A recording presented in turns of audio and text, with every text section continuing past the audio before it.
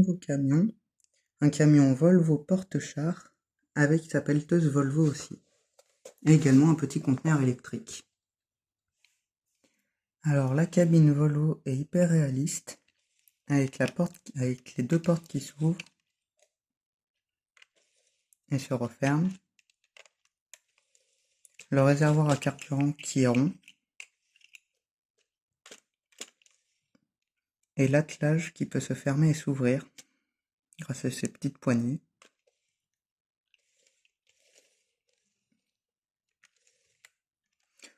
On peut également faire basculer la cabine vers l'avant grâce à cette petite pièce qui permet de révéler les pistons du camion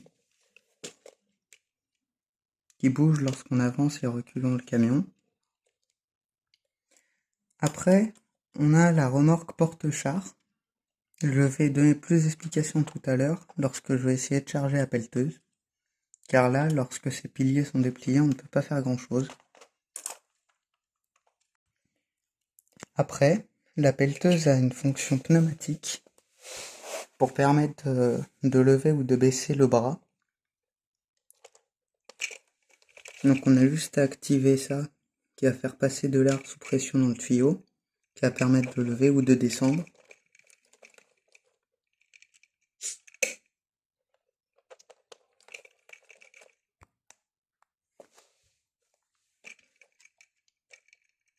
Donc pour lever et descendre, c'est du côté droit, et pour plier et déplier le bras, c'est du côté gauche.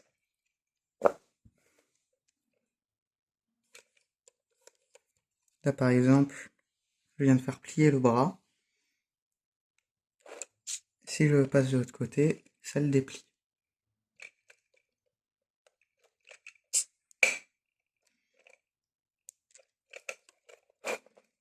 Voilà.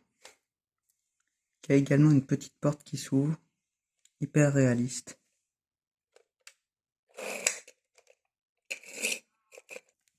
Et enfin, nous avons le petit générateur électrique, avec cette petite porte pour permettre de voir à l'intérieur les systèmes électriques. Et également les chaînes qui permettront à la pelleteuse de placer le conteneur sur le camion. Maintenant, je vais vous montrer comment l'attelage permet d'accrocher et de décrocher la remorque. Donc l'attelage va se bloquer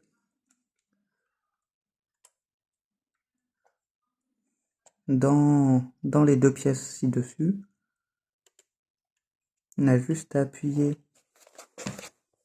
sur le petit levier gris, ici, qui permet de bloquer, de débloquer.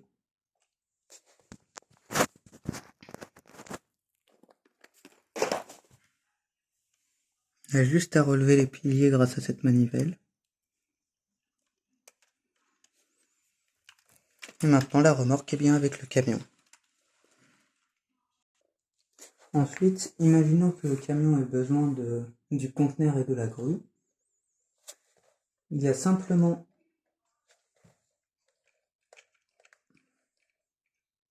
à faire lever le bras de la grue.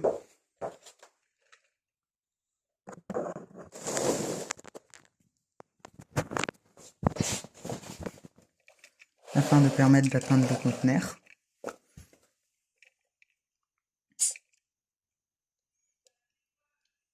Une fois le conteneur atteint, il suffit simplement de poser les chaînes des deux côtés, de préférence, dans les petites encoches faites pour ça. Donc maintenant que le conteneur est parfaitement posé, il suffit simplement de le lever grâce à la fonction pneumatique.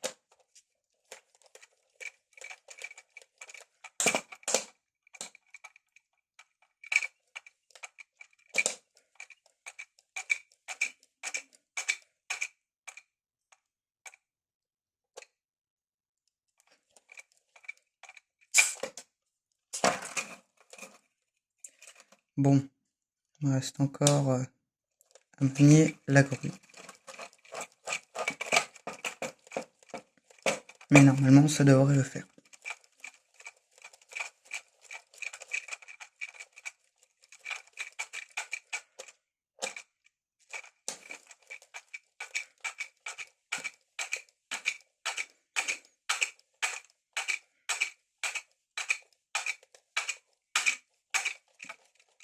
Normalement, là, ça devrait être assez haut pour passer sur le camion.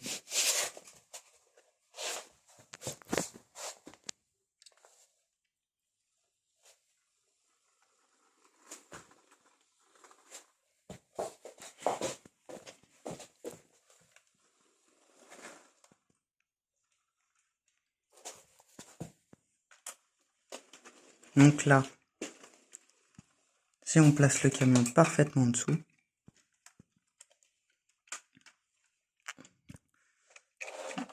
on devrait pouvoir réussir à poser le conteneur dans les encoches, ici.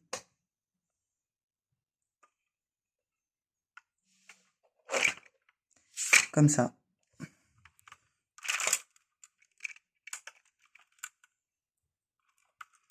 Donc maintenant que le conteneur est posé, il est stabilisé.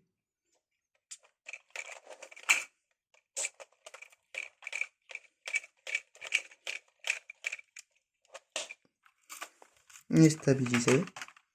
Et on peut repartir avec le camion. Sans problème. Mais imaginons qu'on veuille mettre la grue sur le camion aussi.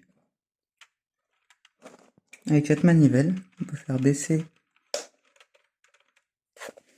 les deux plateaux arrière.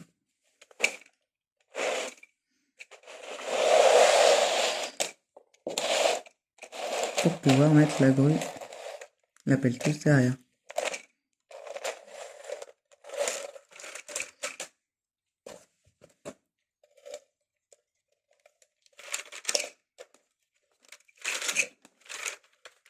Bon, elle bloque un peu à cause des chenilles, mais normalement, si on teste sur des rails ou sur des plaques Lego, les chenilles peuvent rouler.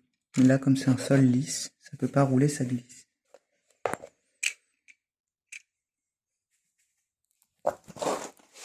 Donc après, pour replier le bras, on a juste à utiliser la fonction pneumatique.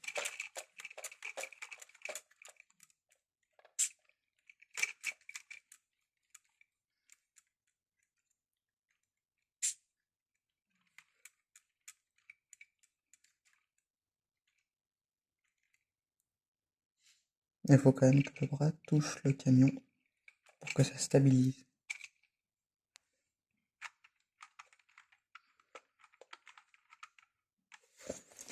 Et là, il ne nous reste plus qu'à mettre les petites pancartes sur le côté pour prévenir de la largeur du véhicule.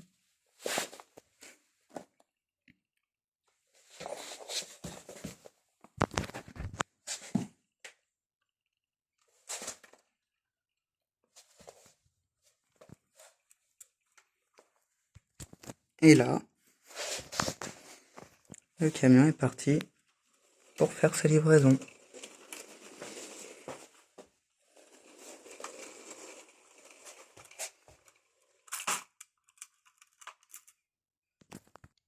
Bon, voilà, ce camion, je l'aurais terminé en une moyenne de 6 heures sur 2 jours. C'était vraiment trop cool à construire. Et voilà.